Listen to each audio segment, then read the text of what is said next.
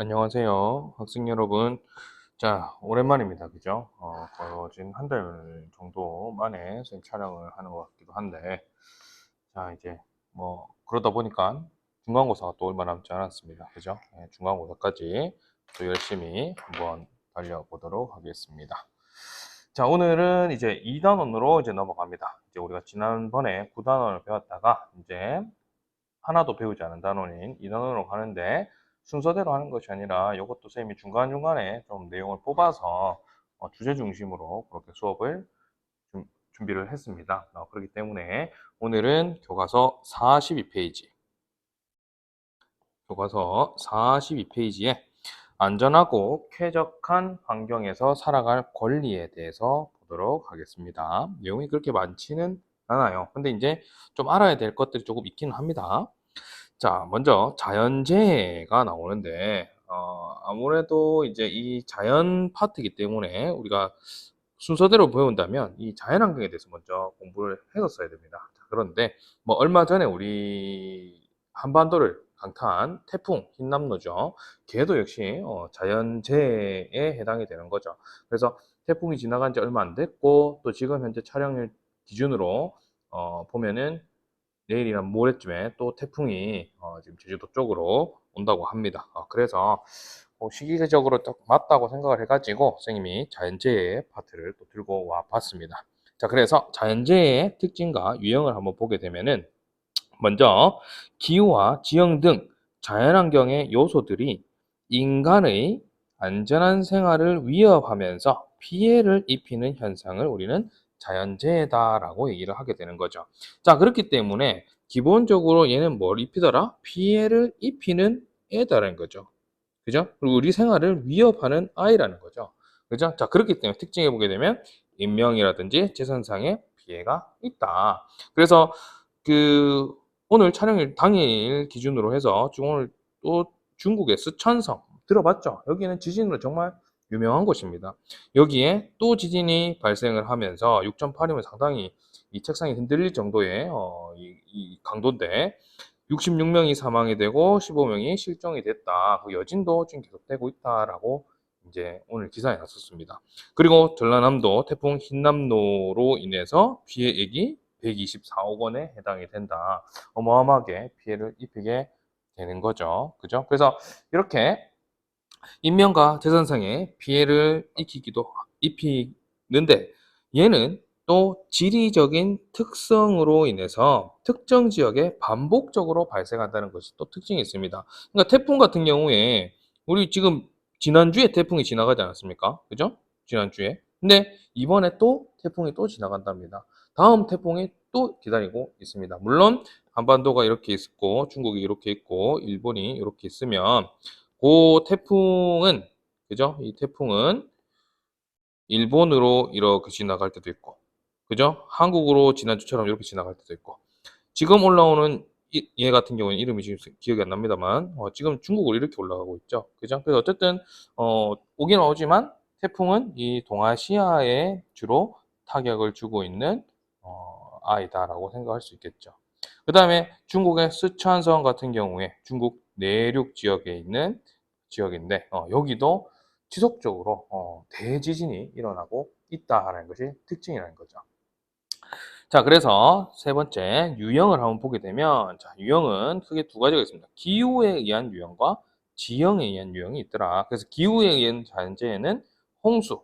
그죠? 우리 지난번에 한번 나왔습니다. 강남역 서울의 완전 대도시의 도심 지역인데 거기에 하수구가 좀 막혀서 그죠? 워낙 유량이 많고 또 강물도 유량이 불어나고 있고 또 하수도가 막히고 이러한 상황이 복합적으로 지속이 되면서 홍수가 발생하기도 했죠. 도시 안에서. 그죠? 당연히 농촌 지역 같은 경우에는 하천이 범람을 하면서 홍수가 발생할 거고요. 그 다음에 태풍이 있습니다. 태풍 같은 경우에는 우리가 열대성 또는 열대 이동성 저기압이다라고 얘기를 합니다. 그러니까 저기압이기 때문에 얘는 기본적으로 강풍을 갖고 있다는 거죠. 근데 태풍이 위험한 게 강풍만 있는 것이 아니라 뭐도 있더라? 폭우도 같이 내린다라는 것이 특징이라는 거죠. 그죠? 그래서 얘는 저기압이긴 저기압인데 뭘 하는 성질을 가지고 있다? 이동하는 성질이 있더라. 어디에서 출발하는데? 열대 지역에서 출발하더라. 그래서 태풍은 아까 전에 선생님이 그렸듯이 이런 식으로, 그죠? 이런 식으로 올라오더라라는 거죠. 그래서 여러분들이 앞으로 세계지리 시간이나 한국지리 시간 아니면 지구과학 시간을 이제 여러분들 공부를 해보면 이제 북위 30도죠. 그죠? 이 30도 부근에서 이 태풍의 진행 방향은 이렇게 꺾여진다. 그래서 그 꺾임의 방향에 따라서 일본으로 오느냐, 아니면 뭐 한국으로 오느냐, 아니면 중국으로 가느냐, 뭐 그러한 특징이 있더라는 거죠. 자, 근데 어쨌든 얘의 기본 출발은 어디서? 열대 지방에서부터 출발을 한다라는 것이 특징이 되겠죠. 열대 지방, 열대 지방에서 출발을 한다. 자, 그 다음에 강풍도 있고요. 폭설, 눈이 많이 내릴 수도 있죠. 그죠? 그 다음에 가뭄, 아예 비가 안 와서 땅이 메마를 수가 있습니다. 그죠? 이런 것들은 기후에 의해서 나타나는 게 될 거고요. 그 다음에 또 지형에 의해서 또 자연재해가 나타나는데, 뭐 이거는 화산활동. 화산활동 같은 경우에는 뭡니까? 안에서, 그죠? 지질 안에서 마그마가 열을 받습니다. 그죠? 그러다가 열을 받은 빨간 고루 아까 빨간 고루 열을 여기 쭉 받고 있죠. 그러다가 어떤 약한 균열을 따라서 열이 쭉 올라가는 거죠. 그러면서 뻥 터지게 되면 뭐가 만들어지더라? 화산이 터지게 되더라라는 거죠. 그죠? 그래서 마그마가 이 화도를 통해서 분출을 하게 되면서 화산이 나타나게 되고, 그럼 화산만 있는 것이 아니라 또 지진도 나타나게 되더라. 지진은 뭡니까? 주로 이제 그 여러분들 뭐 옛날에 중학교 때 배웠을 겁니다만 대륙 지각이 있고, 그죠? 뭐 이런 식으로 해서 대륙 지각이 있고 이렇게 해양 지각이 있다. 아니면 이런 판과 판이 만나는 지역이다. 라고 했었을 때 이 지역에 서로 만나게 되면 뭐가 발생한다? 이 마찰이 발생하죠. 이 마찰이 발생하면서 땅이 흔들리는 현상, 지진이 발생할 수 있다. 물론 마찰이 발생하면서 그 안에서 또 마그마가 열을 받아서 빵 터지는 경우도 있기는 합니다. 그 다음에 또 지진이 또 바다, 그죠? 이 바다 속에서 이게 이 바다 이렇게 바닷물 중간이다라고 했었을 때 이렇게 흔들림이 있게 되면 이 바다의 파동이 어떻게 됩니까? 파동이 점점 커지겠죠. 그래서 이 바다 해안가에 왔었을 때는 엄청나게 큰 해일, 그죠? 그리고 쓰나미라고 우리 표현을 합니다. 그죠? 이 해일이 올 수도 있더라라는 거죠. 그래서 그 아래쪽에 우리 교과서에 42페이지, 43페이지에 보게 되면은 자, 이 자연재해에 대한 예시들이 좀 나와 있습니다. 홍수가 빈번해진 유럽, 그죠? 아무래도 이건 기후변화의 영향으로 좀 크겠죠. 과거에는 그러지 않았는데, 뭐, 평상시보다 비가 많이 오는 현상이 발생을 하고 있다. 그리고 또 더우면, 또 기온이 높아져서 더워지면 또 비가 좀 자주 오는 수 있겠죠. 그래서 폭우에 의해서 홍수가 자주 발생하는 국가들이 발생을 한다는 거죠. 그래서 파리 같은 경우에 지금 물이 다 잠겨 있습니다. 신호등 여기까지 물이 잠겨 있죠. 그 다음에 인도는 기본적으로 좀 더운 나라기는 하지만, 그죠? 기록적인 폭염과 가뭄이 이어지면서 많은 사람의 목숨과 재산의 피해를 입히게 된다. 그래서 이게 지금 아스팔트가 녹음. 얼마나 더우면 이 아스팔트가 녹겠습니까? 그죠? 51도 낮 최고, 우리 지금 40도 채 안 되는 데도 더워 죽겠는데, 51도면 엄청 덥겠죠. 그 다음에 43페이지에 가보게 되면은, 눈과 얼음으로 뒤덮인 미국이라고 해서, 뭐, 캐나다 원래 고위도 지역이기 때문에 눈이 많이 내리겠지만, 그죠? 이 눈이 지금 뭡니까? 이거 뭐 거의 뭐 차 높이가 이 정도면, 이 정도 지금 눈이 쌓였죠.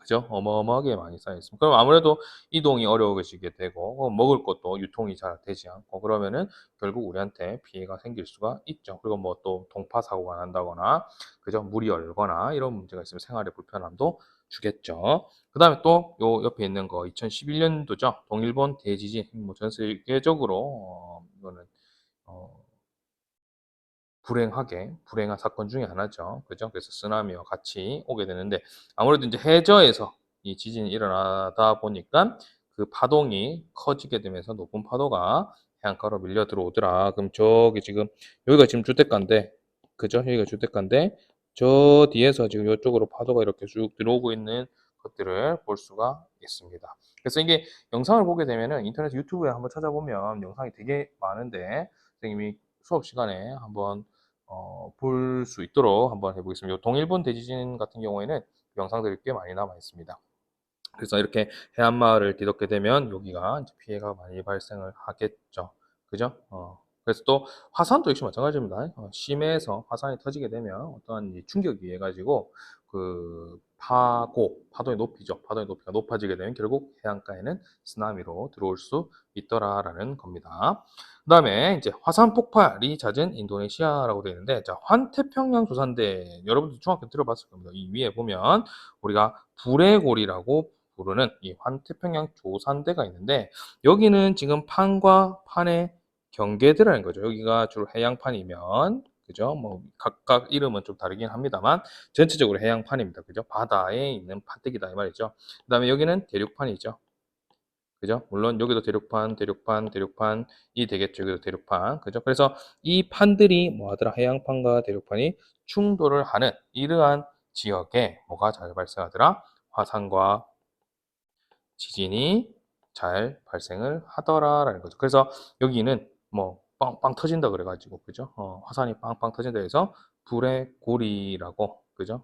라고 얘기가 나와 있습니다. 그래서 칠레 뭐 규모 8.8에 엄청나죠? 6점 얼마도 아까 전에 기사에 보면 6점 얼마도 사망자를 발생시키는데 8.8에 지진이 있었고, 그죠? 8.2, 그 다음에 에콰도르 7.8, 미국 6.3, 러시아 6.4, 일본 규모 9, 그죠? 2011년이죠.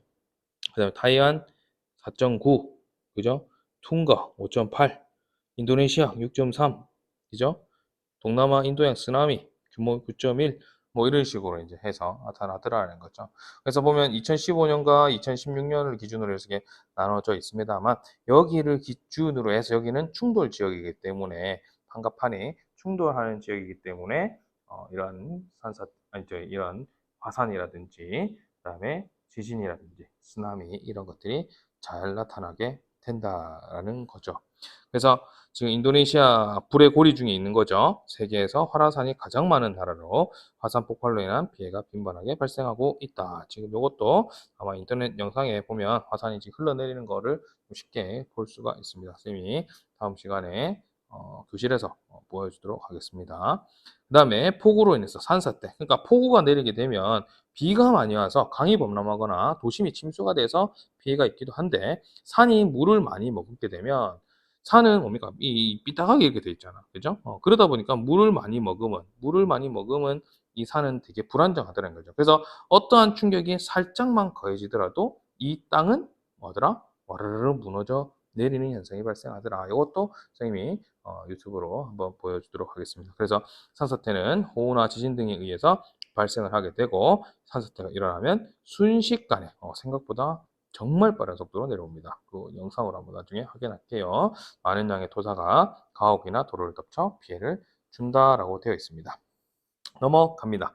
자, 그래서 이런 이제 그 자연재해에 따라서 피해는 어떻게 나타나고 대책은 어떻게 세워야 되는가? 자, 피해 양상, 인명 피해 발생을 합니다. 발생을 안 하도록 해야겠지만 꼭 뭐 좀 인명 피해가 없이 지나가는 경우가 잘 없는 것 같습니다. 이번에도 우리가 대비를 상당히 많이 했음에도 불구하고 흰남노에 희생당한 사람들이 몇 명 있죠. 그죠? 안타깝지만. 자, 그리고 또 산업과 경제에 영향을 미치게 되는데 어떤 영향을 미치겠습니까? 당연히 악영향을 미치겠죠. 농경지구가 훼손된다든지 산업시설이 파손된다든지 주택이 파손된다든지. 그래서 이런 것들이 지역 경제에는 악영향을 줄 수 있다. 아무래도 뭐 뭘 팔려고 하는데 못 팔게 되죠. 농작물 같은 거. 그 다음에 또 이번에 포항에 뭐 저기 포항제철소에 불이 났습니다. 그죠? 이 태풍의 영향으로 인해서. 그러다 보니까 제철소가 가동을 멈추게 되고, 그러면 철강이 이 생산이 되지 않죠. 그죠? 그렇기 때문에 여러 다른 산업에도 영향을 줄 수가 있다는 거죠. 그 다음에 사회 기반 시설이 파괴가 되더라. 건물, 도로, 항만 시설, 통신 설비 등이 파괴가 될 수 있다. 따라서 대책을 세워야 되는데 이 대책을 세우기가 정말 힘듭니다. 왜? 발생 시기와 피해 규모가 뭡니까? 예측 자체가 어렵기 때문이라는 거죠. 자, 그래서 대책은 항상 늘 평상시가 중요해요. 평상시에 예보 활동을 잘 해야 되고, 이번에 우리가 대처가 잘 되었다라는 평을 받는 이유 중에 하나가 바로 예보가 정말로 잘 되었죠. 그러다 보니까 방어 시설을 구축하는데 어느 정도의 시간적인 이 여유가 좀 있었던 거죠. 그죠? 그리고 평상시에 또 대피 훈련을 또 실시하게 되면 우리가 또 잘 따라줘야 되겠죠. 그죠? 그리고 재해 발생 시에는 신속한 대피, 그리고 복구에 대한 대책을 마련해야 되겠다라는 겁니다. 자, 그래서 이 마지막 우리 44쪽의 내용인데, 그럼 안전하고 쾌적한 환경에서 살아갈 시민의 권리는 도대체 어떤 것이 있고 어떻게 보장받을 수 있느냐라고 보는 단원인데, 자, 자연재해와 환경 관련한 헌법이 있습니다. 자, 헌법 제34조에 보게 되면 국가는 자연재해를 예방하고 그 위험으로부터 국민을 보호하기 위해서 노력해야 된다라는 34조 조항이 있고요. 35조에는 모든 국민은 건강하고 쾌적한 환경에서 생활할 권리를 가지고 국가와 국민은 환경 보존을 위해 노력하여야 한다라고 되어 있죠. 그러니까 국가가 우리 언론에 많이 보여주듯이 이러한 재해 상황이 있을 때 국민들에게 알리고 앞으로 어떻게 해야 되고 어떻게 준비를 해야 되고 대비를 해야 됩니다라고 계속 언론을 통해서 얘기하는 것도 국가는 재해를 예방할 의무를 가지고 있다는 거죠. 그리고 국민을 보호하기 위해서 노력은 해야 된다는 겁니다. 그죠? 그다음에 국민도 그러한 곳에서 생활할 수 있는 권리를 갖고 있다라는 거죠.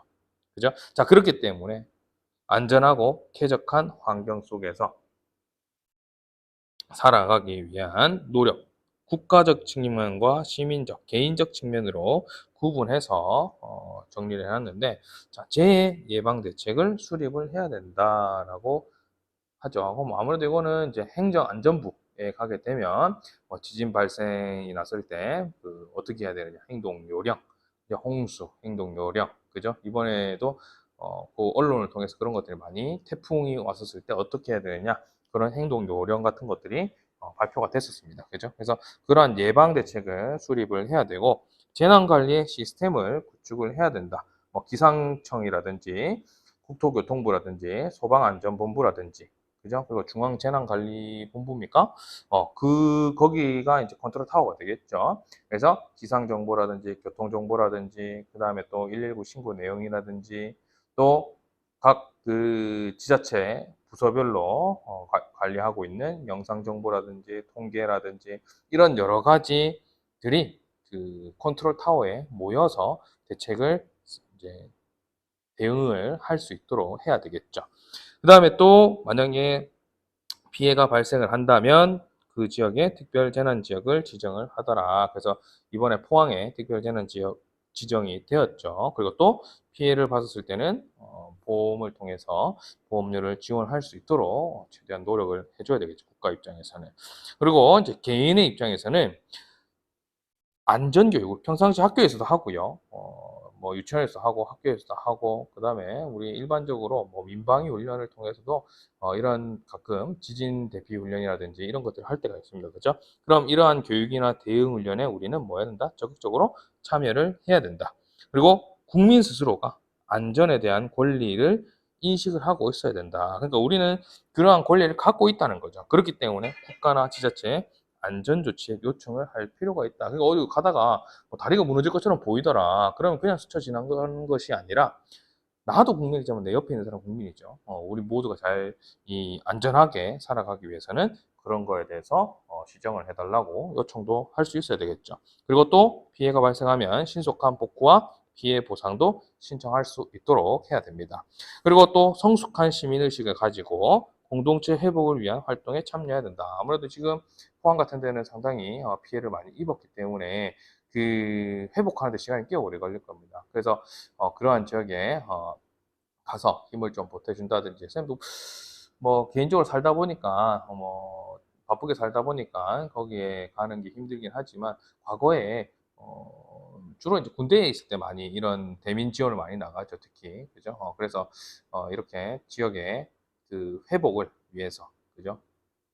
전 시민, 그죠? 또 전 국민이 나서서 이렇게 도와줄 필요가 있더라라는 겁니다. 자, 이렇게 해서 우리 44페이지까지 얘기를 했고요. 선생님 지금 계획은 수업은 이제 45페이지에 있는 내용을 가지고 수업을 좀 진행을 해볼까라는 생각을 하고 있습니다. 그래서 여러분들이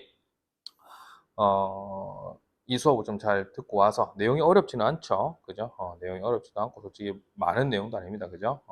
선생님 말을 자꾸 부풀려서 조금 하긴 했습니다만 어, 여러분들이 잘 듣고 와가지고 교실에서는 좀 재미난 활동을 통해서 이 나분한 내용을 잘 습득을 할 수 있으면 좋겠습니다. 그렇게 준비하도록 선생님도 하겠습니다.